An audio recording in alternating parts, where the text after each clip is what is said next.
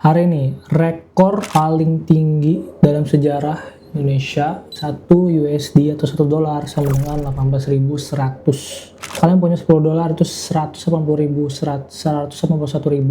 Kalian punya 100 dolar itu kalian 1,8 juta. Kalau misalkan kalian punya 10.000 itu 18 juta. Itu naik banget. Tonton sampai habis karena ini penting buat kalian tahu. Sebelum kita mulai, kita harus tahu dulu keadaan kita sekarang gimana ya, seberapa parah keadaan Indonesia sekarang. Bagian pertama, sejarah rupiah. Pada tahun 1998, itu krisis pertama di Indonesia dari 2.800 rupiah menjadi 16.800, yaitu berkali-kali lipat ya naiknya. Bayangin aja nih, kalian hari ini itu rupiah senilai 2.800. Tiba-tiba kalian tidur besok jadi 16.800 1 dolar ya. Makanya itu kemarin 1998 itu terjadinya krisis. Di tahun 1998 itu banyak pekerjaan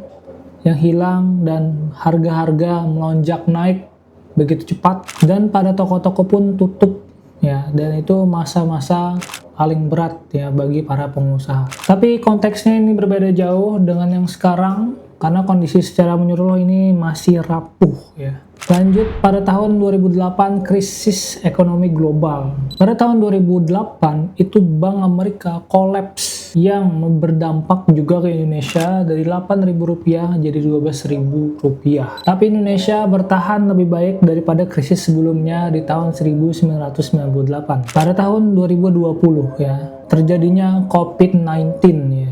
Maret 2020 ya, dari Maret 2020 itu orang pada panik karena kena COVID-19 yang puncaknya itu rupiah jadi 16.500-an, dan itu dalam 1 bulan ya, dalam 1 bulan itu melonjak tinggi banget gara-gara COVID, semuanya kolaps dan juga tempat-tempat usaha pun kebanyakan tutup karena pandemi ya. Dari 2024 sampai 2026 sekarang yaitu rupiah terus melemah ya, dari 14.000, 15.000, 16.000, 17.000 dan sekarang bahkan 18.000. Kalau dilihat dari pelemahan ini itu sekitar persentasenya 7%, masih lebih parah pada zaman 1998 itu sekitar 77%. Meningkatnya jauh banget. Tapi nilai rupiahnya ini yang sekarang itu paling tinggi, yaitu senilai 18.000. Dan banyak di sini yang menyalahkan pemerintah Amerika, Iran, dan yang lain-lain. Tapi sebenarnya bukan itu aja ya. Ada yang lebih dalam dari itu. Faktor global memang ada ya. Konflik AS dan Iran itu memang membuat harga minyak jadi naik ya. Yang dimana termasuk Indonesia itu masih impor minyak, yang dimana harga USD menguat, dan investor pun ya itu mencari aset yang lebih aman. IHSG sudah turun hampir 33% di awal tahun, dan investor asing itu keluar bersih 54 triliun rupiah. Bukan cuma soal global ya, tapi ada masalah atau problem domestik yang kalian harus tahu. Nomor 1 itu beban utang yang sangat besar. Di tahun 2026 ini, pemerintah punya bunga dan hutang pokok senilai 1.430 triliun. Bunganya aja itu 599 triliun, dan penerbitan hutang baru tahun ini itu senilai 1.700 triliun. Dan ini membuat investor itu ragu untuk membeli surat hutang kita, dan jadilah kenapa rupiah semakin melemah. Yang kedua adalah ekspor kita itu stagnan dan impor malah jauh naik banget ya.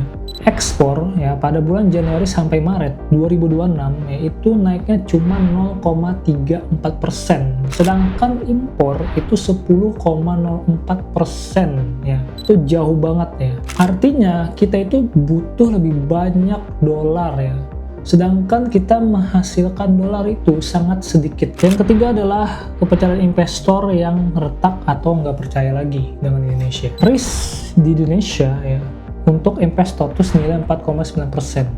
Sedangkan itu di Singapura itu 1,4% dan Cina itu 1,2%. Artinya investor itu mengambil lebih banyak resiko kalau investasi di Indonesia. Dan investor pun pasti mau imbalan yang lebih banyak karena mengambil risk yang lebih tinggi. Jadi kesimpulannya itu bukan karena satu hal, tapi karena kombinasi ya dari tekanan luar negeri dan tantangan di dalam negeri pastinya. Apa sih yang kita perlu waspadai? Yang pertama, pasti harga barang akan terus naik ya. Kontrak impor biasanya itu dibuat beberapa bulan sebelumnya. Jadi dampaknya itu untuk konsumen baru 1-3 bulan kemudian ya.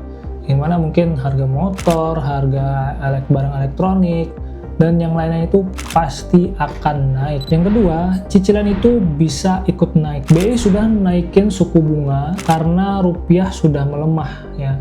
Dan itu kemungkinan bisa lebih naik lagi. Artinya, kartu kredit, KPR ya, pinjaman kendaraan ataupun pinjam usaha itu kemungkinan atau potensi akan lebih naik lagi. Yang ketiga, daya beli semakin menjepit ya. Dalam data Q1 2026, 36% pengeluaran rumah tangga itu cuman makan dan minum ya. Itu tidak ada untuk investasi ataupun nabung ya.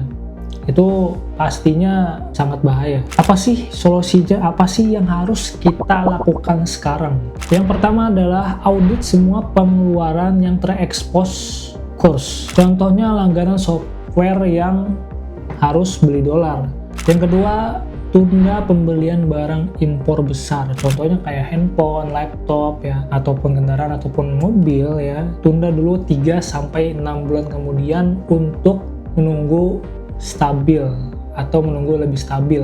Yang ketiga, perkuat dana darurat kalian. Minimal 3-6 bulan dari pengeluaran kalian dan itu harus liquid. Contohnya kayak deposito, reksadana, ataupun saham. Yang keempat, alokasikan sebagian aset ke emas atau untuk mempertahankan pelemahan rupiah. Kenapa harus emas? Karena emas ini adalah safe haven ya. Itu investasi nomor 1 dan itu udah terjamin ratusan tahun yang lalu ya. Jadi kalian harus punya emas ya, minimal harus punya emas untuk jangka panjang. Yang kelima atau yang terakhir, kalian harus punya banyak pendapatan ya atau sumber income, jangan cuma satu ya. Kalau cuma satu ya, kalian misalnya punya usaha turun naik ya, itu kemungkinan bisa bangkrut ya. Tapi kalau misalkan kalian punya 2 kaki atau 3 kaki atau bahkan lebih ya, atau bahkan satu perusahaan tapi income-nya gede ya, itu lebih baik ya untuk menstabilkan keuangan kalian dan supaya lebih aman. Orang yang paling tenang ya, itu bukan orang yang berpenghasilan paling besar atau paling tinggi, tapi orang yang paling siap kalau kejadinya krisis. Langkah nomor 5, kalau misalkan kalian punya usaha dan itu kalian pakai luar negeri ya, bahan-bahan luar negeri ya, kalian tinggal ganti ke bahan lokal aja ya, karena pastinya itu berdampak ya, ekspor impor itu pasti berdampak karena USD atau rupiah itu terus naik ya. Jadi kalau misalkan bisa itu secepat mungkin itu dipindah ya atau diproses untuk mengambil bahan lokal aja. Tapi ini jangan panik dulu, ini bukan situasi seperti tahun 1998. Ekonomi Indonesia itu masih tumbuh senilai 5,61% di tahun 2026 ini. Itu artinya masih baik ya, artinya nggak terlalu dipercemaskan ya, tapi kita harus tetap berhati-hati dan cadangan devisa pun masih ada. Rupiah 18.000 bukanlah akhir dunia, tapi ini signal yang tidak bisa diabaikan. Yang paling bahaya bukan masalah ekonomi global, tapi kalau kalian tidak tahu apa yang terjadi sekarang. Sekarang kalian udah tahu, jadi apa yang kalian lakukan sekarang? Oke, semoga videonya bermanfaat. Sampai jumpa di video selanjutnya.